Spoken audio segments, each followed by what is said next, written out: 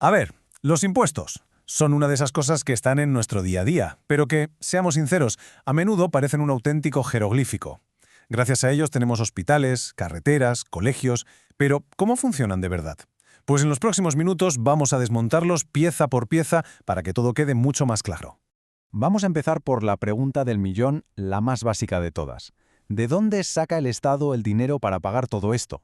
Entender la respuesta es la base para comprender todo lo demás. Bueno, pues un gobierno tiene varias maneras de llenar la caja. Podría recibir donativos o cobrar por ciertos servicios, incluso poner multas. Pero la fuente principal, la que de verdad sostiene todo el entramado, son los ingresos que consigue gracias a su poder para exigir pagos. Y ahí, justo ahí, es donde aparecen los tributos, que son de tres tipos: tasas, contribuciones especiales y, los más famosos, los impuestos. Vale. Para entender de qué se compone un impuesto, no hay nada como un buen ejemplo. Y vamos a usar uno que es, cuanto menos, curioso.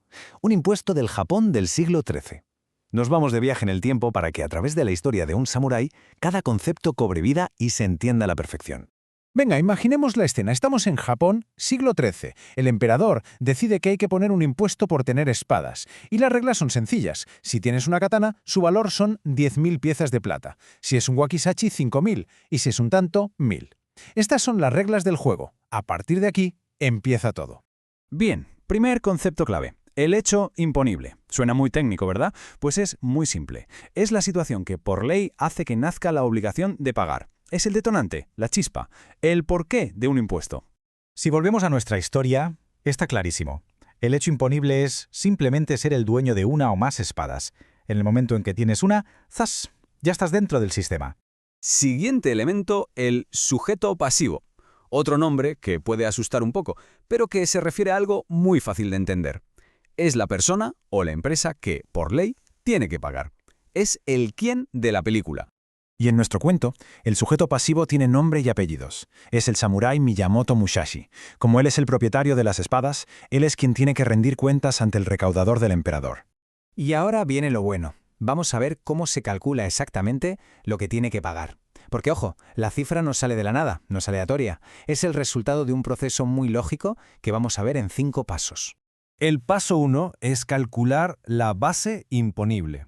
¿Y esto qué es? Pues es básicamente ponerle un valor económico a ese hecho imponible. En el caso de Musashi, que tiene 20 katanas, 20 wakizashis y 30 tantos, se suma el valor de todo y ¡pum! La base imponible es de 330.000 piezas de plata. Pasamos al segundo escalón, la base liquidable. Esta se consigue restando a la base imponible las reducciones que permita la ley. Resulta que la ley del emperador era generosa y perdonaba el impuesto por la primera katana y el primer wakizashi, así que restamos su valor, 15.000 piezas, y nos queda una base liquidable de 315.000. Tercer paso. Ahora calculamos la cuota íntegra. Y aquí es donde entra en escena el famoso tipo de gravamen, el porcentaje. La ley decía que era un 20%. Pues nada, aplicamos ese 20% a la base liquidable y nos da una cuota íntegra de 63.000 piezas de plata. Seguimos bajando. Al cuarto paso, la cuota líquida. Esto se calcula restando de la cuota íntegra lo que se conocen como deducciones. Y resulta que Musashi, por ser veterano de guerra y mayor de 70 años, se puede deducir 10.000 piezas por cada cosa. Así que restamos 20.000 en total y la cuota se queda en 43.000. Y llegamos al último paso, la cifra final, la deuda tributaria. A la cuota líquida le quitamos los pagos que ya hubiera hecho a cuenta y le sumamos posibles recargos o multas. Total, que al final de todo este camino, lo que Musashi tiene que pagar son 14.000 piezas de plata. Y con esto acabamos de ver la anatomía completa de un impuesto. Vale, ahora que ya conocemos las piezas del puzzle, toca ver que no todos los impuestos se montan igual. Se pueden clasificar de distintas maneras, dependiendo de a qué graban y cómo lo hacen. La primera gran división, la más importante quizá, es entre impuestos directos e indirectos. Los directos, como el IRPF, van, directos a la persona, a su capacidad económica, a su renta. En cambio, los indirectos, como el IVA, gravan el consumo. No miran quién eres, sino qué compras. Son más invisibles, por así decirlo. Y otra clasificación clave tiene que ver con el porcentaje que se aplica. Un impuesto es proporcional si el tipo es el mismo para todo el mundo. Da igual lo que tengas. Un café para todos. En cambio, uno progresivo es distinto. El porcentaje que pagas va aumentando a medida que tu base es más grande. La idea es que quien más tiene aporte un porcentaje mayor. Y claro, hablar de esto, de porcentajes que suben o bajan, nos lleva de lo puramente técnico a un terreno mucho más profundo, el de la filosofía. Porque detrás de cada sistema fiscal hay una idea de lo que es justo y lo que no. Los sistemas de impuestos se diseñan buscando muchas cosas: recaudar dinero, ser eficientes, pero por encima de todo eso, el objetivo fundamental, el ético, es que sea un sistema justo. Y de esa idea de justicia nacen los principios que deberían guiar todas las leyes de impuestos.